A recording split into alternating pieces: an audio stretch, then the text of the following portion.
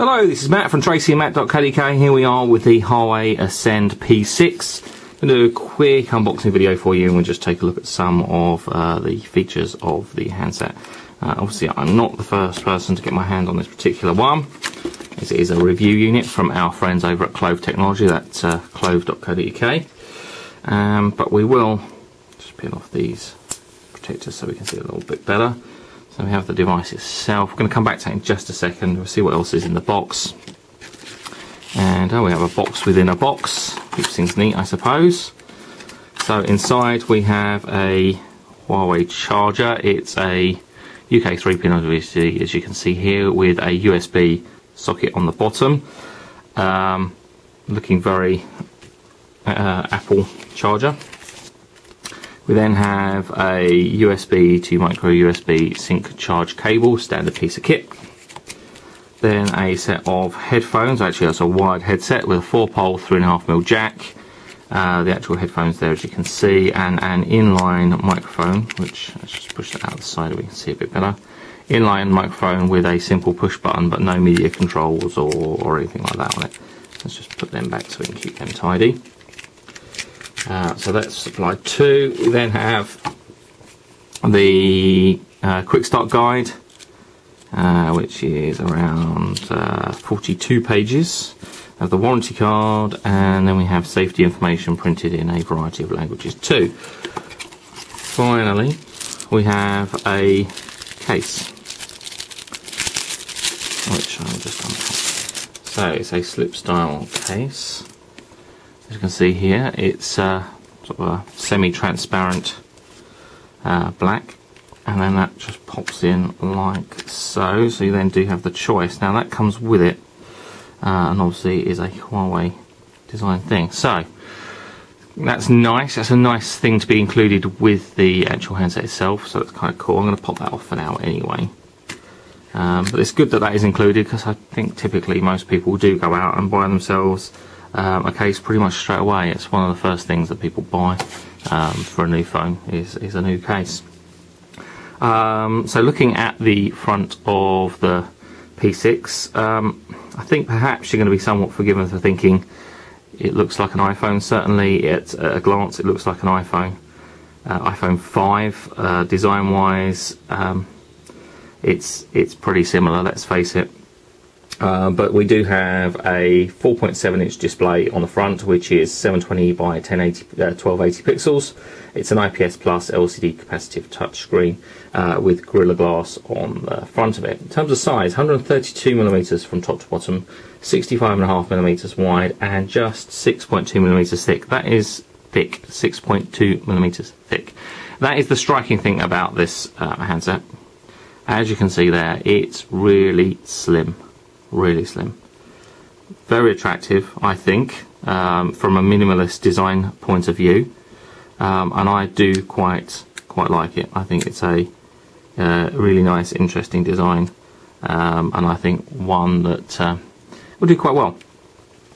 In terms of the rest of the design, forward-facing, which is quite unusual, we have a 5-megapixel forward-facing camera, secondary camera, which is capable of 720p video recording. That's quite unusual to be such a high resolution forward facer. Underneath, sorry, I'm looking around the side, the thing that I just popped out the side there, as you can see, I'll try and get that back out again. That's the thing for ejecting our trays for the, I've got a blank in there anyway, I'll just pop that to one side for a second. So that's the micro SD card slot and the SIM card slot. So SIM and micro SD in trays, and we do have captive on the side. A little thing to put it out with, that's kind of cool. Nice that it's included and captive on the side. Kind of thinking that's going to get lost. There's actually a cutout in the side of the case for it, rather than actually the case covering it, which I perhaps would have preferred. And I really do suspect that's kind of going to fall away in no time at all. It's not that secure, but anyway, it's there on the side nevertheless. So we do have our two trays on the right hand side. There's then an up and down volume control and the power button. Unusually the power connector, the micro USB connector, is on the top. along with a secondary microphone. On the back we have an 8 megapixel autofocus camera with an LED flash. Now let's see if we can just power up. And what we do, so let's run down the rest of the specification. So in terms of size, we've obviously covered off. It is a 3G phone, not 4G. Weight is another thing that's quite striking about this. It weighs only 120 grams and it feels really light in the hand. And you know, that coupled with how slim it is, it's probably going to be quite an attractive phone for many people. And you know, it's a Huawei device, not particularly. They're not, you know, very expensive. They are very competitive in terms of cost. Don't have the cost on this one just at the moment, but head over to clove.co.uk and you've actually got these in stock and you can pick them up. So just go quickly through the setup, and I'll run down the rest of the specification. We have built-in Wi-Fi, obviously supported 802.11b, G and N standards, DLNA, Wi-Fi Direct and Wi-Fi hotspot modes. We have Bluetooth 3.0 with A2GP, EDR and LE modes. The micro USB on top is 2.0 compliant, as you would perhaps expect. Then we have the camera on the back. The 8 megapixel camera on the back does support 1080p video recording, and the one on the front does support 720p video recording. The operating system that we're shipping with is 4.2.2 Jelly Bean with a quad-core 1.5 gigahertz processor. We also have 8 gigabytes of internal memory storage and 2 gigabytes of RAM, so it shouldn't be too shabby. We also have built-in FM radio and indeed obviously things like GPS with GLONASS support, etc. So there we go. We're going to just quickly connect to a Wi-Fi network. One thing you'll notice that there is a slightly different implementation of a QWERTY keyboard. It's not a vanilla Android keyboard, but it works okay. It's a QWERTY keyboard at the end of the day, so no big deal. So let's connect to our Wi-Fi. Just pop these trays back in. Keep things tidy. Which way does that go? There we go. Wait for us to connect to the Wi-Fi. That's taken a little bit of time. It's interesting.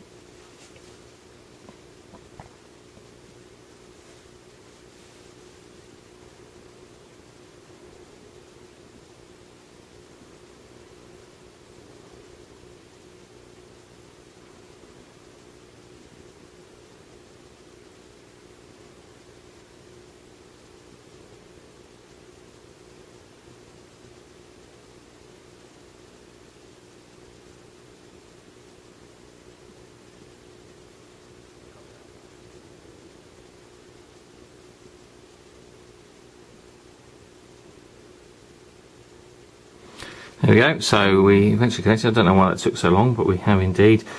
Do have a Google account. I'm going to go ahead and actually put that in as well so we can start downloading some apps. You do particularly notice how thin it is when you use it in your hand like this and try and type with it. It does, you do notice how thin the design is. So let's just wait for that to go ahead and sign in, which didn't take too long. There we go. And let's do that, restore. Shouldn't take too long to do.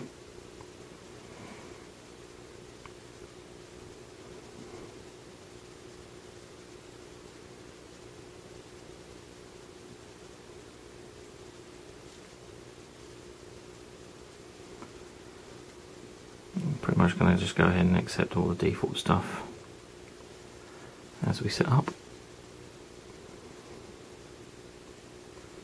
and finish.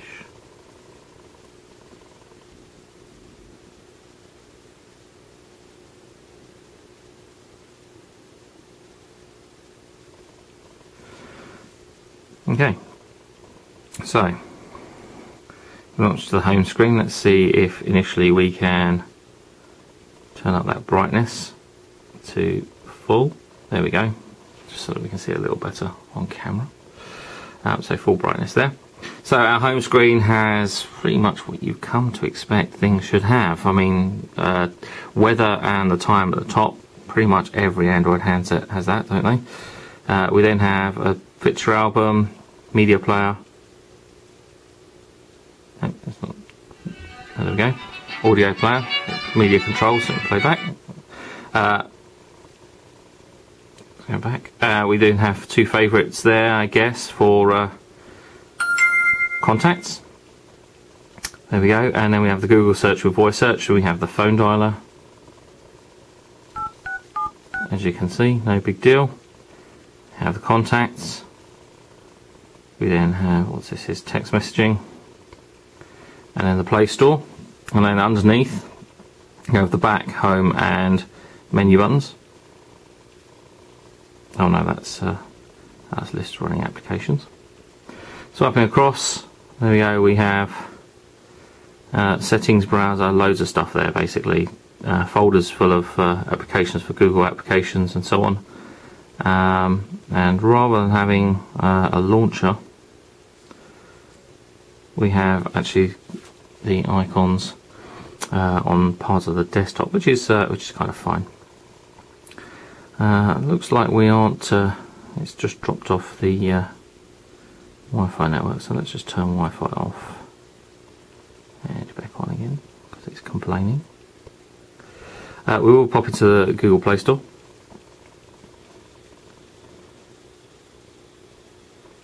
And we'll go ahead and download the usual quadrant. Interestingly, coming up with a load of errors at the top there for downloads, but I'll kind of let that get on with it for now. Backlight timeout is a bit short as well.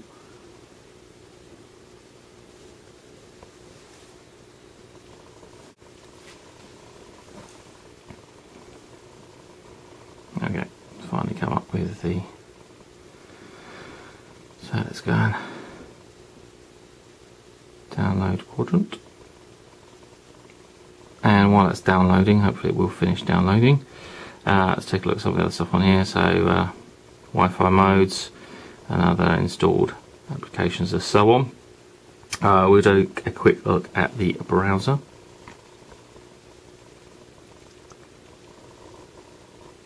And we'll go to our site and see how that looks on here.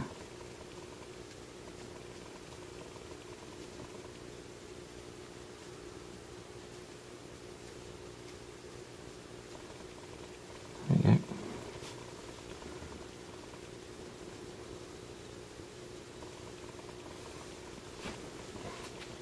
So there are lots of background downloads going on here.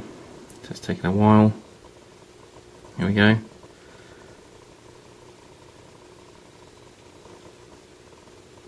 So full screen.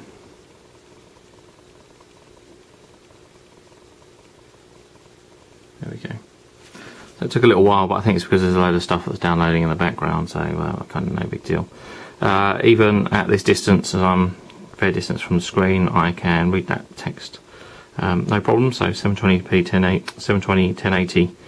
No, sorry, 720 1280 screen is doing a good job.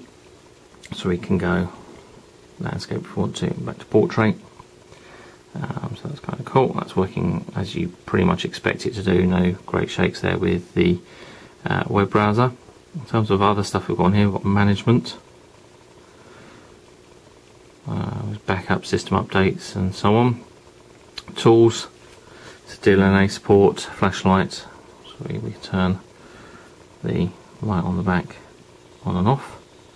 Pretty useful tool. FM radio is in there as well. Google applications, YouTube and Chrome browser and Google Plus and all that kind of stuff in there as well. And indeed, Quadrant has now installed. So I'm going to run a full benchmark just so you can see roughly what the handset's doing. And say we've got a quad-core 1.5 GHz processor in there with 2 GB of RAM, so it should do a reasonably good job in terms of performance, one would expect. And indeed, the CPU tests have already finished. So I'm going to quickly nip through. That was 31 frames a second there. We're doing almost 60 here. Slowing down a little bit around that. That's pretty common. Doing a reasonably good job.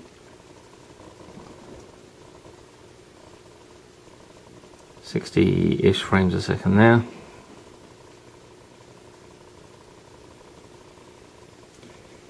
And then, yeah, 48, 50 frames a second there. So let's get our results.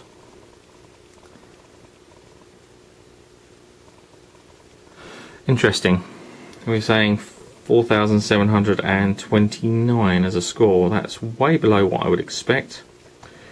I suspect that that may well be to do with the stuff that it's actually installing, though. So we are downloading some updates, as you can see there. It's pulling down mail and it's doing kind of a few other things in the background. So perhaps that's why. I think actually I'm going to rerun that because that's way slower than I would expect. We've seen some dual core 1.4s, you know, give better benchmark performance. Indeed, the HTC One Mini with a dual core 1.4 is giving us a higher benchmark result. So let's just rerun this, see if we get a different result here. But do bear in mind that we are running some stuff in the background. It might be worth us doing a benchmark test later date, just on its own. But let's just see what we get.